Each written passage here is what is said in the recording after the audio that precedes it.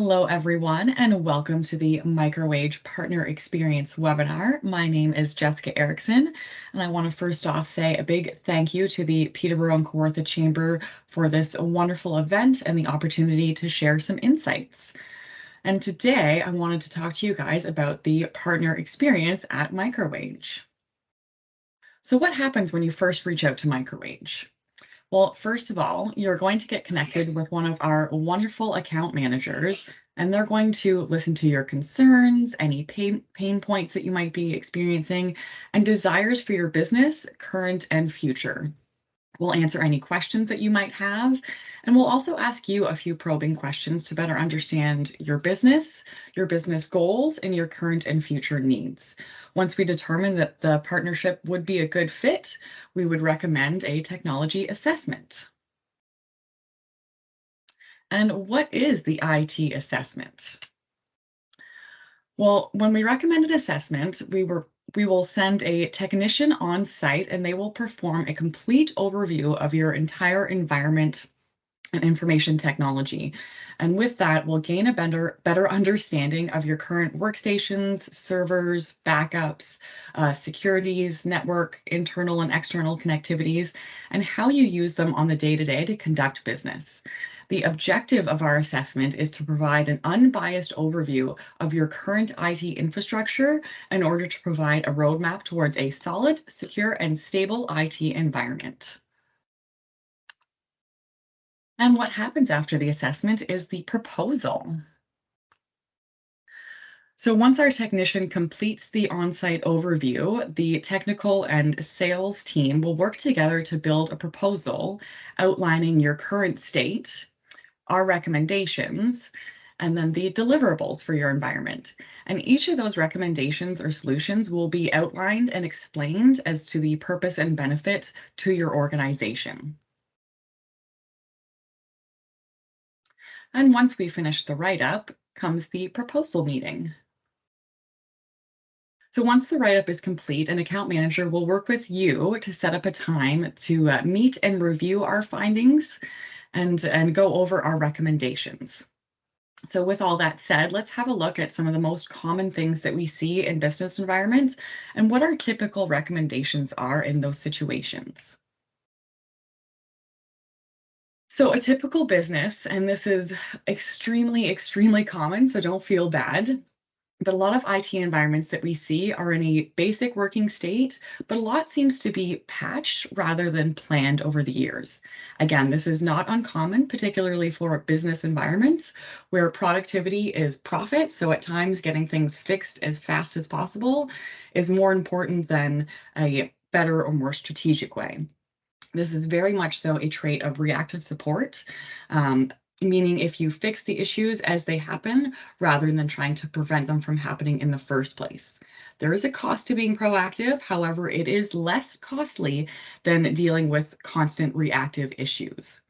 And a good thing to keep in mind is that there is no one-size-fits-all solution when it comes to your business IT. So we structure all of our recommendations to be as unique as your business. Okay, and the most common theme that we see in, I would say, 90% of businesses is a lot of people are using consumer class solutions and products versus business class. So let's start with network topology. And this includes any network hardware that manages your network. So we most often see there's no firewall in place. There's usually just a consumer grade router, like a little ASUS router or a Bell Home Hub. If there are access points, they're usually just consumer based as well. And the same can be said for switches. They are often out of date and can cause a bottleneck on your network, and they're also unmanaged. Another thing that we commonly see is no multi-factor authentication or business virtual private network or VPN for remote access. So when we see these things, the first things that we're going to recommend is, of course, a business class firewall that is up to date with a security suite that also offers a secure VPN. Think of a VPN or a virtual private network as your own private subway tunnel on the internet to get from wherever you are to your business resources. The next thing that we would recommend is a managed switch that can handle your current environment traffic and required segregation. So you want to make sure that it'll handle current speeds, the amount of devices that you have, and able to separate out various devices like VoIP phones, printers, and workstations. And of course, you want to have a business class multi-factor authentication in there as well. This can go a long way in protecting your network and ensuring that people that should not be connecting to it cannot connect to it. Next is email and productivity suites. We most commonly see consumer emails. And what I mean by that is Gmail or Hotmail or Outlook. We also quite often see people using home and consumer based versions of software. And this puts you in a state of being non compliant. So, something that you should be very considerate about. We also see that a lot of people don't have spam filters on their email or backup for their email or productivity suites. So in this case, we would recommend that you upgrade to a business compliant um, productivity suite like Microsoft Office for Business. We would recommend that you purchase a business class domain so you can turn that email into a proper business email. And then we would also recommend our security stack, and that includes a spam filter, a backup for your tenant, and advanced threat protection. And the spam filter is going to monitor both inbound and outbound emails to watch for anything spammy. And backing up your tenants is extremely, extremely important. So if you accidentally delete an email, your file structure, something that's housed in a cloud solution like in OneDrive or SharePoint or Teams, if any of those things have files that get deleted on purpose or accidentally, and you need to get those back, a backup is super, super important. And the advanced threat protection is going to not only monitor your email, but also the files that are in your Microsoft tenant to look for anything malicious. And onto servers and workstations. And this is really the heart of a lot of businesses. And we most commonly see somewhat old and unsupported operating systems. This is very concerning. It's a big security risk. We also see very out of date hardware. So it could be lagging and bringing your productivity down. We also see no security or access control on those systems. And what I mean by that is, you walk up to a workstation and it doesn't have a password to log onto the computer, or all of your business documents are wide open to for anyone to access. So let's say you wouldn't want someone in sales having access to HR and financial information. So you want to make sure that you, control that access and set up permissions. We also quite commonly see traditional or out of date antivirus. And another concerning one is unpatched operating systems and applications. So when we see these things, we would recommend either a new server or a cloud-based solution, because there's so much out there nowadays that having an on-premise solution isn't always the best fit for your company. So we always make sure to look at both of those. We would also recommend business class workstations if you're currently using consumer grade or out of date ones, or if your workstations are in good shape, we might recommend just upgrading the existing ones. And with the access control and security, we would recommend that you implement permissions. So again, permissions on those files so you can restrict who has access to what. And we might also recommend that you remove local admin rights and encrypt the workstations. So with the local admin rights, what I mean by that is we would lock down the computers, so an administrator would have to give permission to that workstation user so they would, before they can make any changes, like downloading a new application or adjusting system settings. And encrypting, this one's pretty basic. As long as you have a professional operating system like Windows 10 Pro versus Windows 10 Home, you can use something called a BitLocker to encrypt your system. So if it is ever lost or stolen, no one will be able to access the information on that drive. And that brings us to antivirus, and we always recommend the next generation antivirus, commonly referred to as EDR or EPP, and those stand for Endpoint Detection and Response or Endpoint Endpoint Protection. And of course, we want to make sure that your patches are up to date. And if this is not something that you feel that you can stay on top of, we would recommend managed patch. So someone other than yourself would be managing those for you, just to make sure that the critical security patches get deployed in a timely manner, which is, of course, very important. And this brings us to backup. And we most commonly see either no backup, a file level backup, or an out of date backup.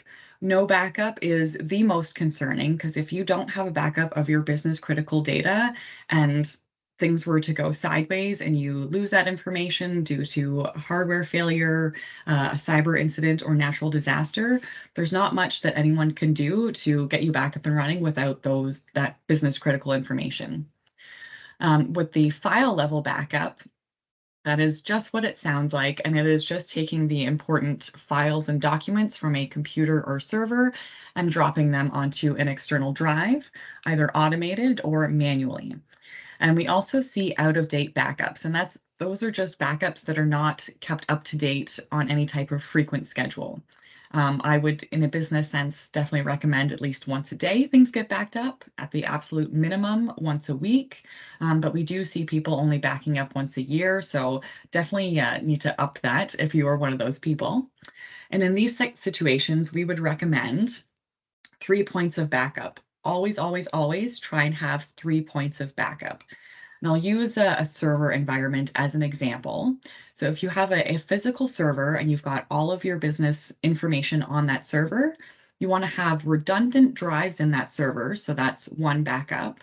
And then you would have that server backing up to an external hard drive or network attached storage. That's your second backup. And then we ideally always like to recommend a cloud backup option as well. So you've got the redundancy on the server, you've got a physical backup on a network attached device or external drive, and then a backup in the cloud as well. And this will put you in a place where your backup is more of a business continuance and disaster recovery tool than just a basic backup. Because nowadays, with the threat landscape, it's important to consider backups that do fall under business continuance and disaster recovery. Because again, if anything were to happen, natural disaster, cyber incident, or hardware failure, you need to have that information to get back up and running. With that, of the three backups, we definitely like to recommend automated backups just to remove the human element. It just takes something off of your plate and removes any type of, accidental things that might happen or people might forget to do the backup. So automated is a great way to go. And of course, cloud-based backup. This is becoming more and more common, and I would say more and more necessary these days. With that being said, you want to make sure that your cloud backup is geo-redundant, meaning that it does not leave Canada. You want to make sure that your information is sitting on a server somewhere in Canada and not somewhere else across the globe. And I would highly recommend an image-based backup in a lot of cases as well. So unlike a file-based backup, an image-based backup is taking a snapshot of your entire computer, not just the files and documents. It's taking a snapshot of all of your applications and settings. So if your workstation were to go kaput, we can grab that image-based backup, drop it onto a new piece of hardware, and you're pretty much back up and running business as usual, typically fairly quickly as well. And that brings us to support and managed services. We most commonly see businesses that are trying to self-manage their IT or have a tech-savvy friend, family member, or staff member that is managing the IT, or you're going on a reactive support with various providers like Microsoft or warranty support from HP or other places. So that's what we see most commonly. And of course, we recommend that people join our MicroAge M4 managed services because we will help you monitor, manage, maintain, and maximize the value of your IT investment and your productivity. This is huge. It's definitely important to defer these kind of things to the experts. And with all of that, what is the onboarding experience like once you get the assessment, review the proposal, and agree to move forward? So once our recommendations are approved, we will work with you and your organization to set out a timeline to implement the recommendations and solutions. And so here's a little graphic of how you might be feeling before partnering with MicroAge and how you might be feeling after partnering with MicroAge. I hope everyone found this very insightful and helpful. If you have any questions or concerns about where you might be sitting in any of these categories, please don't hesitate to reach out. There's our contact information for you. And again, a great big thank you to the Peterborough and Kawartha Chamber of Commerce for this experience and opportunity to share this information. I hope everyone enjoys the Business Summit. Take care.